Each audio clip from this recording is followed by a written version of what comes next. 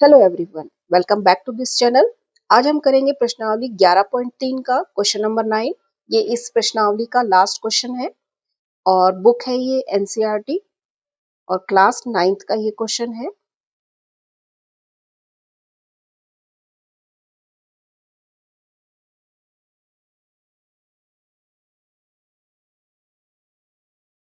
हाँ जी, तो सबसे पहले हम क्वेश्चन को अच्छे से रीड कर लेते हैं, समझ लेते हैं।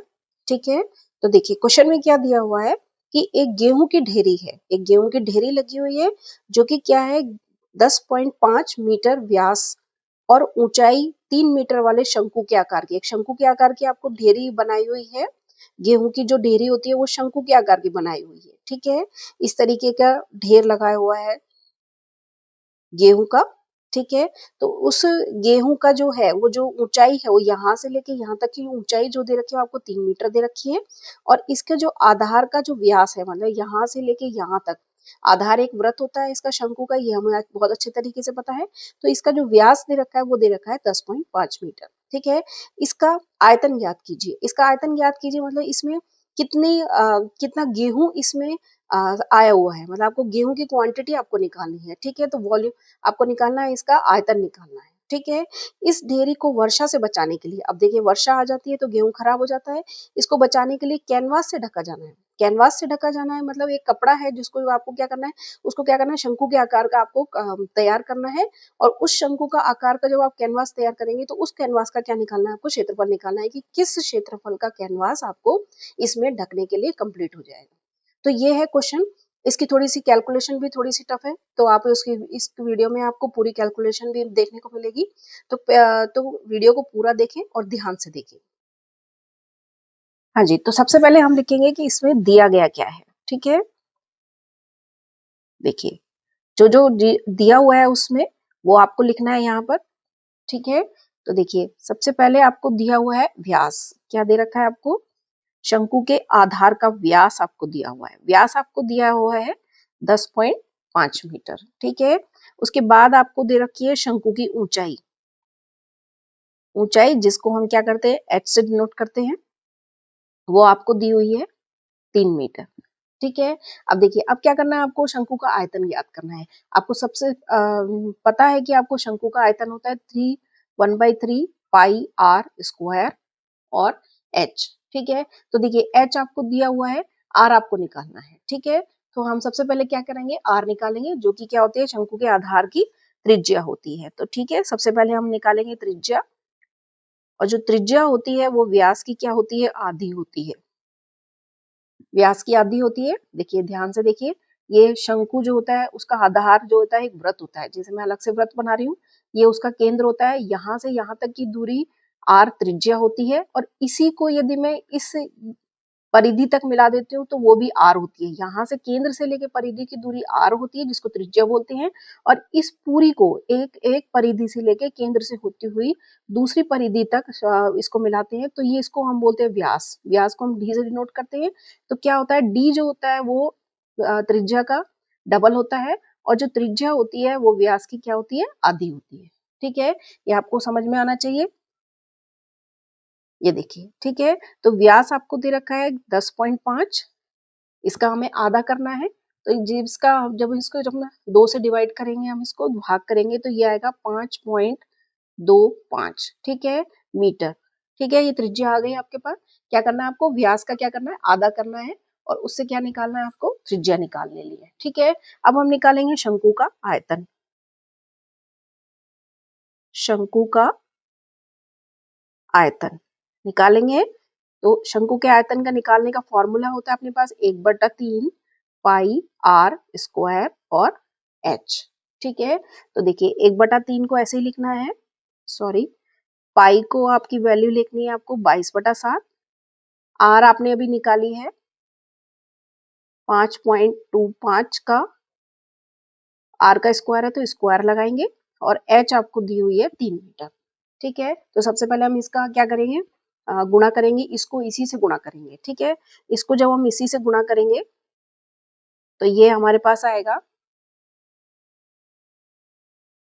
27.5625। ठीक है, ये इसको इससे इसको इसी देखिए इसका स्क्वायर है, इसको इसी से मल्टीप्लाई करेंगे तो ये आएगा, ठीक है।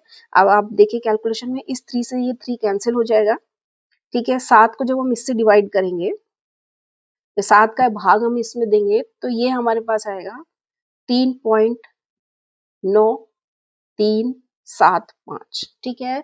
सिंपल सा भाग है, आप भाग देके देखिए यही आएगा।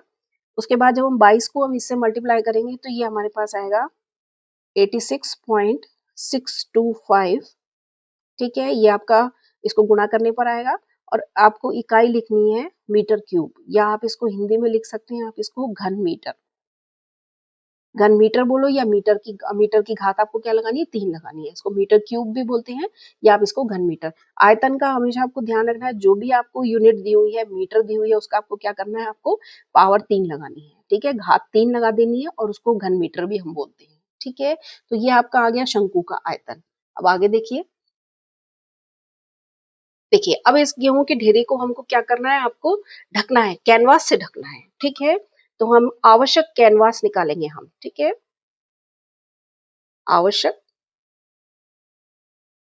कैनवास का क्षेत्रफल, मतलब कितने क्षेत्रफल का आपको कैनवास लेना है कि वो एक शंकु के आकार का बन जाए और वो उसको पूरा ढक ले, जिससे क्या हो, गेहूं खराब ना हो, ठीक है।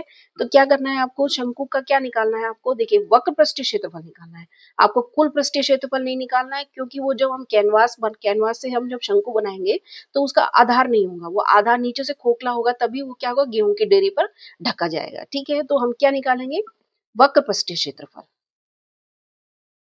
वक्र पृष्ठीय क्षेत्रफल हम निकालेंगे।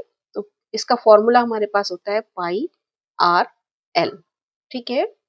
पाई आर एल होता है। अब देखिए शंकु में क्या होता है, ये देखिए एक दोबारा से एक बार मैं शंकु बना देती हूँ, ठीक है। ये यहाँ से इसकी केंद्र की जो दूरी होती है उसको हम शंकु की ऊंचाई बोलते हैं। ये जो टेढ़ी लाइन जाती है उसको हम बोलते हैं त्रियक ऊंचाई, जिसको हम एल से डिनोट करते हैं, और ये क्या है, आर, ठीक है। अब देखिए वक्र पृष्ठीय क्षेत्रफल निकालने के लिए आपको एल निकालना है, तो एल निकालने के लिए आप क्या करेंगे, इसे पाइथागोरस थ्योरम लगाएंगे, उसको यूज करेंगे, तो इससे क्या होगा, हमारा एल निकल आएगा, क्योंकि एच हमें दिया हुआ है, आर हमने फाइंड किया है अभी, ठीक है। तो हम क्या लिखेंगे, L square is equal to H का स्क्वायर और आर का स्क्वायर, ठीक है। तो देखिए एच आपको दी हुई है, हाइट आपको दी हुई है 3 मीटर, और आर आपने निकाली है, व्यास से निकाली थी जो हमने व्यास का आधा किया था, ठीक है, ये आया था, ठीक है। अब सिंपल सा कैलकुलेशन है, आप देखिए 3 को 2 बार मल्टीप्लाई करेंगे तो 9 आएगा।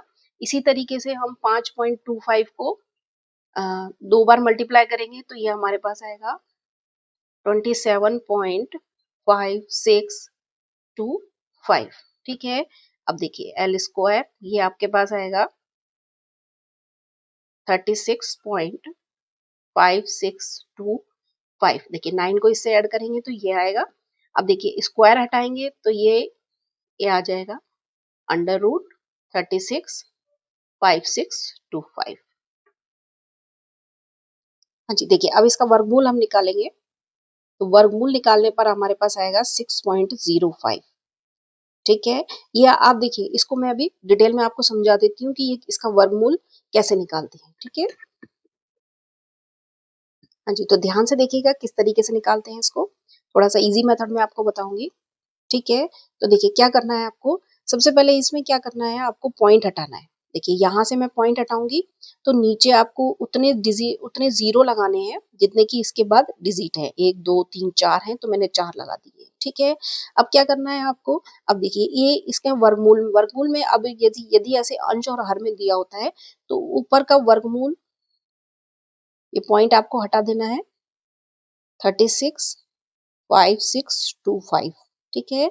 और नीचे का वर्गमूल आपको निकालना है 1 2 3 4 0, ठीक है, इसका निकालना है, ठीक है।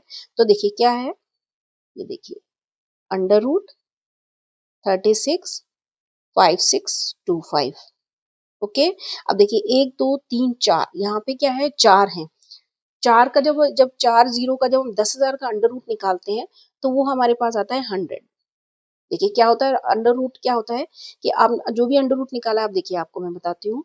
देखिए 100 को यदि मैं 100 से मल्टीप्लाई करूँ तो ये आपके पास आएगा 10,000। ठीक है, तो इसीलिए क्या है इसमें, इसका जब हम वर्गमूल निकालेंगे तो ये हमारे पास आएगा 100। ठीक है, अब देखिए अब इसका हम क्या करेंगे, वर्गमूल निकालेंगे। तो थोड़ा ध्यान से देखिएगा, ये हमने वर्गमूल का साइन लगाया है। ये 365625। ठीक है, सबसे पहले हम क्या करेंगे, इसके पीछे से जोड़े बनाते हैं। ठीक है, दो दो के जोड़े हम बनाएंगे। तो यहाँ आएगा 6, यहाँ 6, 6 को 6 से मल्टीप्लाई करेंगे तो 6 आएगा, और 36 को 36 से माइनस करेंगे तो 0 आएगा, और यही 6 हमें यहाँ लिखना है, और 6 इन दोनों को प्लस करेंगे तो हमारे पास आएगा 12। ठीक है, नेक्स्ट आपको उतारना है, नेक्स्ट जोड़ा आपको उतारना है 56। ठीक है, उसके बाद यदि मैं यहाँ पर एक लिखती हूँ, यहाँ पे एक लिखती हूँ तो एक भी, एक को इससे 121 से मल्टीप्लाई करेंगे तो ये भी इससे ज्यादा आ जाएगा। ठीक है, तो हमें क्या करना है, दूसरा जोड़ा उतारना पड़ेगा। दूसरा जोड़ा उतारने के लिए हम क्या करेंगे, यहाँ पे 0 लगाएंगे, यहाँ 0 लगाएंगे, और क्या करेंगे, दूसरा जोड़ा उतारेंगे। ठीक है, अब इसको क्या करना है आपको, अब मैं यहाँ लिख रही हूँ 4, क्योंकि 3 से जब हम करेंगे तो वो कम आएगा इससे, और 4 से करेंगे तो उससे भी कम आएगा। 5 से जब हम इसको करेंगे तो ये ज्यादा आएगा, इसलिए हम क्या करेंगे, 4 लेंगे, यहाँ भी 4 लिखेंगे, यहाँ भी 4 लिखेंगे, इन दोनों को प्लस करेंगे तो ये आएगा हमारा 1208। ठीक है, और इसमें देखिए अब इसको मैं मल्टीप्लाई करूंगी तो ये हमारे पास आएगा 4816। ठीक है, इसको जब मैं माइनस करूंगी तो ये आएगा 908। ठीक है, तो अब मैं यहाँ पे लिखूंगी 6, क्योंकि 5 से भी कम आएगा इसका, और 6 से भी इसका कम आएगा। सॉरी, आप 6 नहीं लिखे, देखिए पहले ये है 809, 809 है, तो यहाँ पे हम क्या करेंगे, पॉइंट लगाएंगे, और क्या करेंगे, आप चाहे जितने भी जीरो आप यहाँ लगा सकते हैं। ठीक है, तो देखिए अब जब मैंने पॉइंट लगाया है, ये इससे नहीं जा रहा है, तो आप क्या करेंगे, एक जोड़ा और उतार लेंगे। ठीक है, आया आपको समझ में। अब जब जोड़ा उतारेंगे तो ये क्या जाएगा, 6 टाइम जाएगा, तो ये आएगा। इस चीज का आपको ध्यान रखना है कि जब इससे भाग डिवाइड इससे नहीं जा रहा है, कोई भी आपके पास डिजिट नहीं आ रहा है, तो आप क्या करेंगे, पॉइंट लगाएंगे और कितने भी जीरो लगा सकते हैं। ठीक है, तो ये आपके पास आएगा 6, 6 ही लिखना है हमें, और इसको जब हम माइनस करेंगे तो ये हमारे पास आएगा 4, 9 का 8, ये आएगा 8 3, ये आएगा 8। ठीक है, ये आएगा, लेकिन आपको क्या करना है, आपको यहीं यहाँ पे स्टॉप हो जाना है। ठीक है, स्टॉप हो जाना है यहाँ पे, तो ये आपके पास आया 604.6। ठीक है, तो ये आपके पास आया है, देखिए यहाँ पे मैं लिखूंगी, इसका जब हमने वर्गमूल निकाला तो ये आएगा 604.6।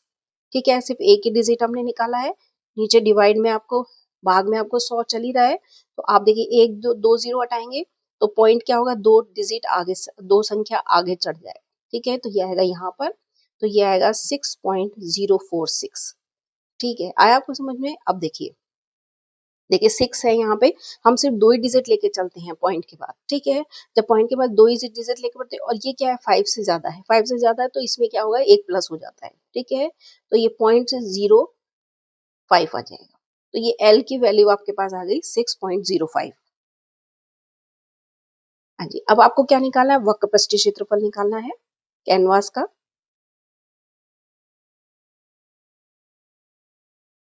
वक्र पृष्ठीय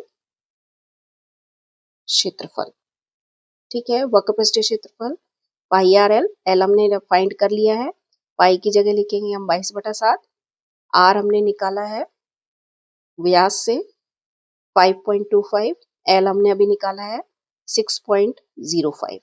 ठीक है, इसका जो आपका सिंपल सा सॉल्यूशन है, आपका सिंपल सा सॉल्यूशन है, तो आप इसको सॉल्व करेंगे तो ये आपके पास आएगा 99.825। ठीक है, और क्षेत्रफल है इसका क्या आएगा, मीटर स्क्वायर। ठीक है, या हम इसको हिंदी में लिख सकते हैं वर्ग मीटर।